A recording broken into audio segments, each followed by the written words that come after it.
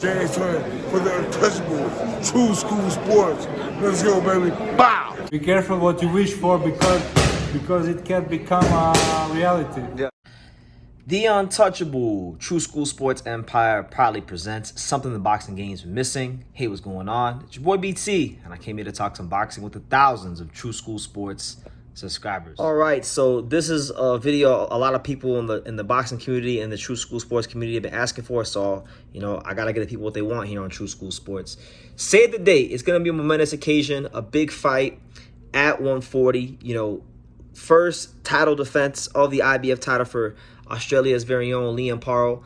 And he's taking on a guy that's been, right on the cusp of fighting for the world title for quite some time. And that's none other than, New York City's very own Africa, Richardson Hitchins. Yes, that Richardson Hitchins. So let's talk about it, because before I even get into the match, but so let me just make this very clear, and let me just get this out there, because I don't want to harp on this too much in this video. But Richardson Hitchins, for the longest time, when Subriel Matias had the belt, he made a very big deal that he was reluctant to fight for the IBF title because the IBF has a rule where they have a second day weigh-in after the first weigh-in where you cannot rehydrate above 10 pounds. And he said that because of that rule, he didn't want to feel sluggish fighting against Subriel Matias, and he actually gave some thought to just going another route and never fighting for the title. These were the sentiments that were expressed by him many times. So I said it many times. I said it in one of my videos before. I said, look, if he ever fights Paro for the title, then what he said about Matias back then wasn't true. And now guess what? Paro got the belt from Matias, and now he's fighting him. So I have to say that he avoided Subriel Matias. He did, in fact, duck Subriel Matias. There will be no arguments here. I'm not going back and forth with nobody. It's a fact. And if you can't live with that reality, then it's on you. And Richardson Hitchins, I know Richardson Hitchins, he watches these videos sometimes. So Africa, if you see this video, hello. And I'm standing on what I'm saying. So that being said, let me just dead that out the way, because I'm not going to hold it against him. It's a hard fight, being dehydrated. Him and his team probably talked it over. They felt it wasn't the best move to do. Okay, good for them. I won't hold it against him. He's a good fighter. He's coming off a very tough fight against Gustavo Lemos, and this is a good fight right here. Liam Paro is a good fight. He's not fighting Matias, but guess what? He still is fighting the guy that beat Matias. So it's a good fight. Paro is a fighter that I think has been getting better steadily year by year. I remember back in 2021 when I first met Liam Paro, he was a fighter that had just came here to Vegas. He started sparring the guys like Devin and Shakur, and it's been showing in his fights. Couple knockout wins against Brock Jarvis and Montana Love. He's shown that deceptive punching power in some of these fights. Outboxed Subriel Matias. But what's funny is the first fight Liam Paro ever had in America was actually against a common opponent that Hitchins also fought.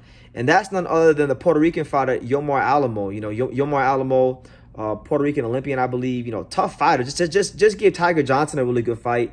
I actually thought he had a case for a draw and possibly even a win against Tiger Johnson. It was very close, but he lost that fight to Tiger Johnson. He's mixed it at a pretty good level, Yomar Alamo.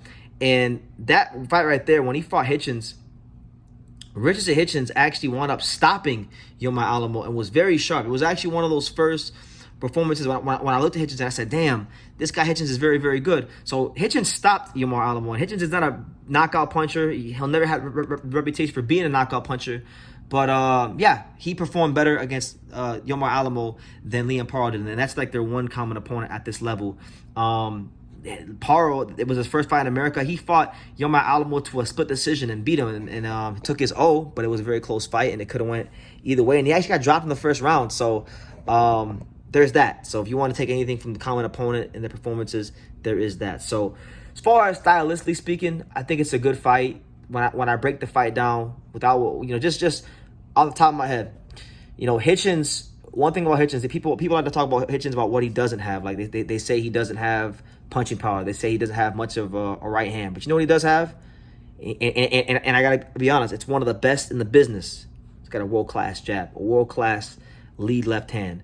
And there's the old saying where it says, a good right hand can take you around the block, but a great jab can take you around the world. And that's what it's done for him.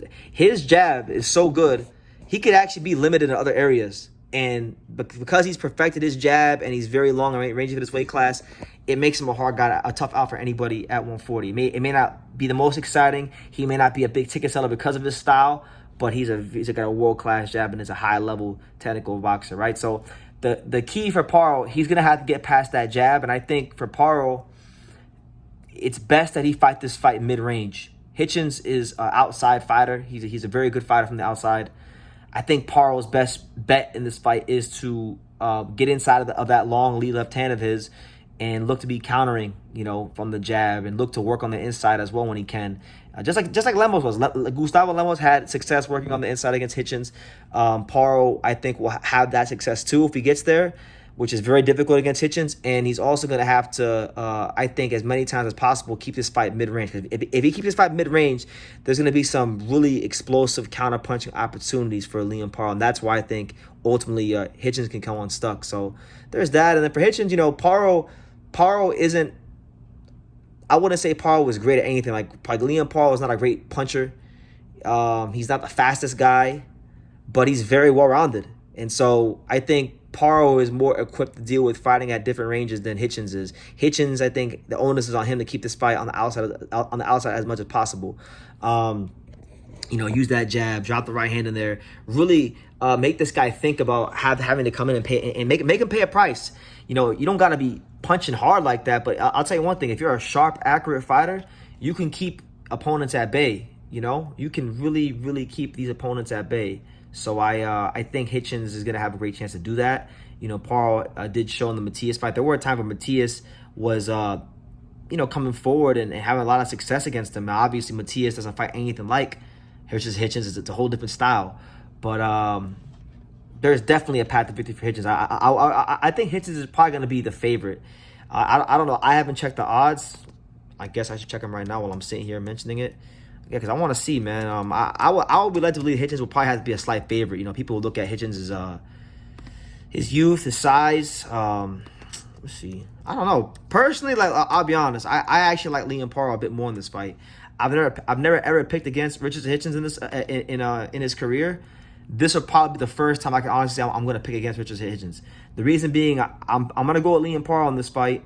And it's tough because I just checked the odds too. The odds is literally even money. Liam Paro is a -105. Richardson Hitchins is a -105. So it's even money. This is the true definition of a 50-50 fight. So you can't really go wrong picking either guy. Both of them do some really good things in there.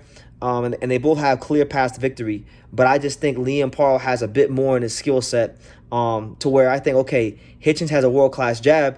But if he needs more than just a world-class jab to win, can he grind it out? A lot of people, just being honest, I didn't score the fight, but a lot of people didn't even think he beat Gustavo Lemos, and he had a world-class jab then. And Paro's got more with him than a Gustavo Lemos. So I just think that I think Liam Paro is going to find a way to win. There's some guys in boxing that they don't ooh you and ah you with their athleticism. They don't maybe have the world-class jab, but they just know how to win. He's one of those guys, to me, he just knows how to win. He's a winner. And he's got a great attitude on his shoulders, and vice versa. Hitchins has some of those same winning characteristics too, but I just think his lack of versatility from the offensive standpoint will be his undoing. But it wouldn't shock me at all if Hitchins went in there and absolutely just 117 to 111 hit Paro, and then we gotta put more respect on that world class jab he's got, But I'll go with Liam Paro. I'm gonna slightly go with Liam Paro. I think he's got deceptive power. Not power, but deceptive sharpness. I'll say deceptive sharpness, really good. He's an accurate puncher. I think these things will make the Hitchins jab output decrease. And for that, I'll go with Liam Paro by decision, close decision too. So let me know what you guys think in the comments down below. Who do you think wins this showdown in Puerto Rico? Because they're fighting in Puerto Rico. Paro's from Australia. Hitchins is from, New York. And, they in Puerto Rico, so I guess Paro beat Matias in Puerto Rico, and he became the king of Puerto Rico. So I guess that's how it goes in boxing. But let me know what you guys think in the comments down below. Who you picking and why? Make sure you guys take the time to subscribe. And like I say in every single one of these videos, you can love me or you can hate me. But I'm just a kid from Daniel. So until next time. Thank you for watching another video on the untouchable True School Sports Empire. I'm at the Boxing Hall of Fame out here in Canterbury, New York. And for more great boxing content just like this video, make sure you click and subscribe right over here.